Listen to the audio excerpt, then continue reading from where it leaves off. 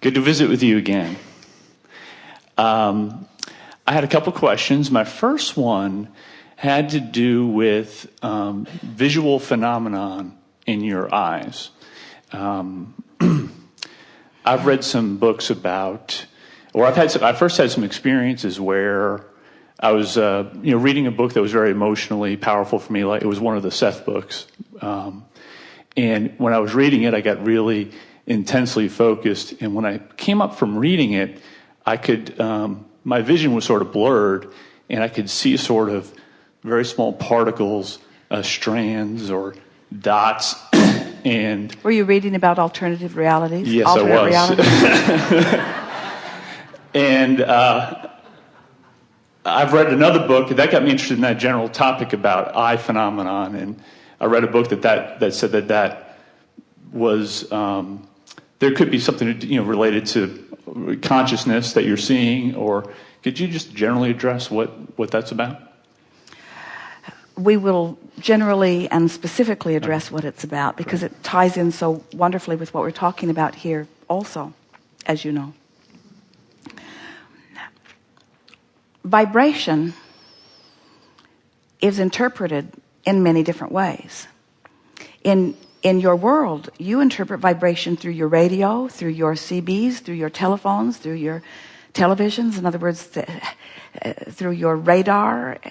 We're not even beginning to describe the variety of ways that your instruments that you have created, physical instruments, interpret vibration.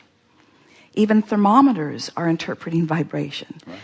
Your ears interpret vibration. Your nose interprets vibration. That's why you smell. Your fingertips are interpreting vibration. That's why you feel. And so Esther is an auditory interpreter. She receives this vibration and translates it into conversation. But many people receive the vibration and translate it into something that's visual. That's what visions are. It is, in fact, even what your dreams are. Have you noticed that you're dreaming and your eyes are closed? Doesn't that sort of interest you? Yes. That you're not using your eyes and yet you're seeing in your dreams. And so it is consciousness interpreting vibration.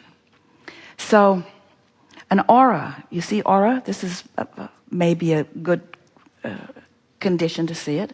Look at Esther, but rather than looking at her, sort of try to look through her. Imagine that there's something pinned on the back of her blouse and try to look right through her to see it. So you're softening your vision, not looking at her, but just sort of looking in the direction of her.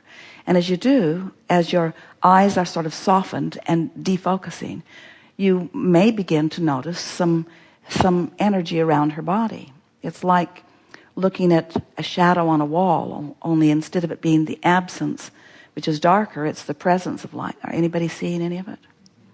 So we'll just goose it up a little bit here. You may be a little close to see it. Can you see? I don't. No. The closer you are, if you have glasses on, it's better to take them off because your glasses are causing you to focus. You're wanting to look with sort of diffused vision. Even peripheral vision is a good way. Have you ever noticed that you'll see something in your peripheral vision, when you look at it, it's gone? Well, your peripheral vision is interpreting vibration and giving you a visual.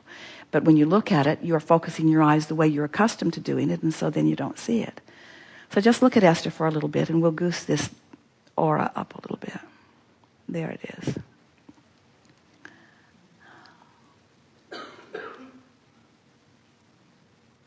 Anything? The wall is better. You can follow us there with the camera. We're looking for a blank wall.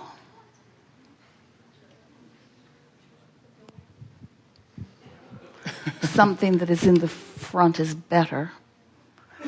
Hard for you to follow. Which is better, this one or this one? All right, now we'll move there for you. But so is this about the right proximity?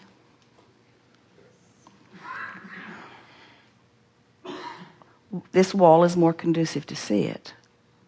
Getting anything? I'm going to goose it up high. You see it? Now we're going to move away from it and it will stay there. So just wait for a minute. There, it's still there. So you get the sense of it. Could you see? We'll give you a wall. Harder to see just for you.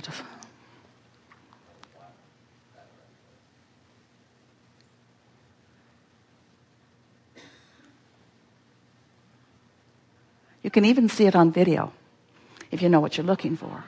In other words, it's vibration, and your eyes have the ability to interpret vibration at all times.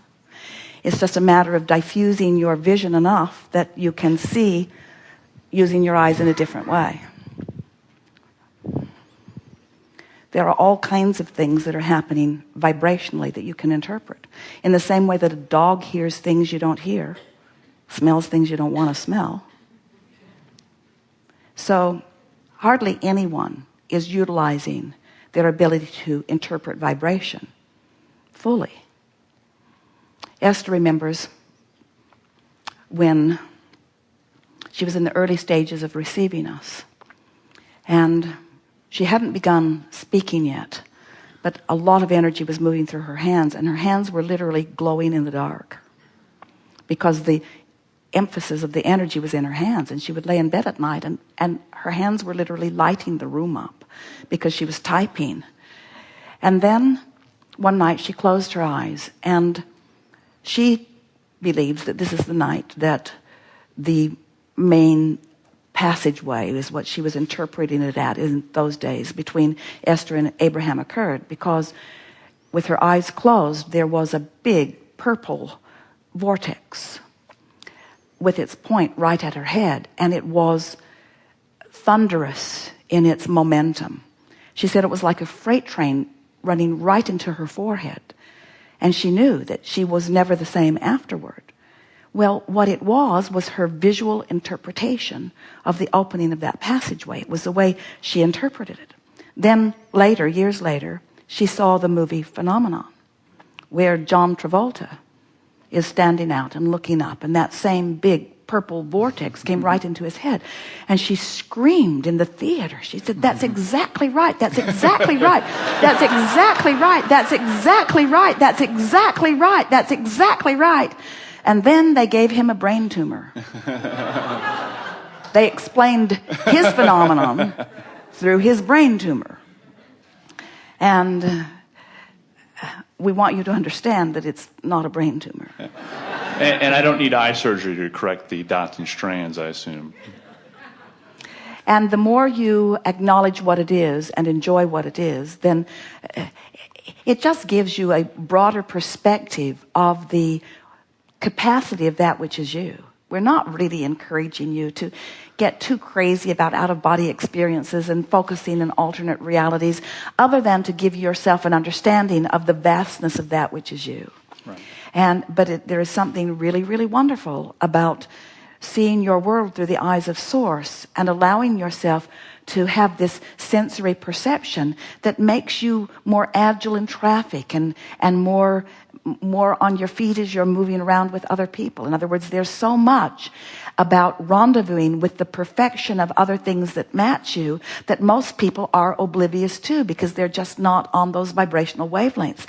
And that is the value of practicing something like that, because it's tuning you to a frequency that makes you more receptive in your day-to-day experiences in the way it can, in a meaningful way, play out in your experience. Very good. Thank you. Yes, indeed.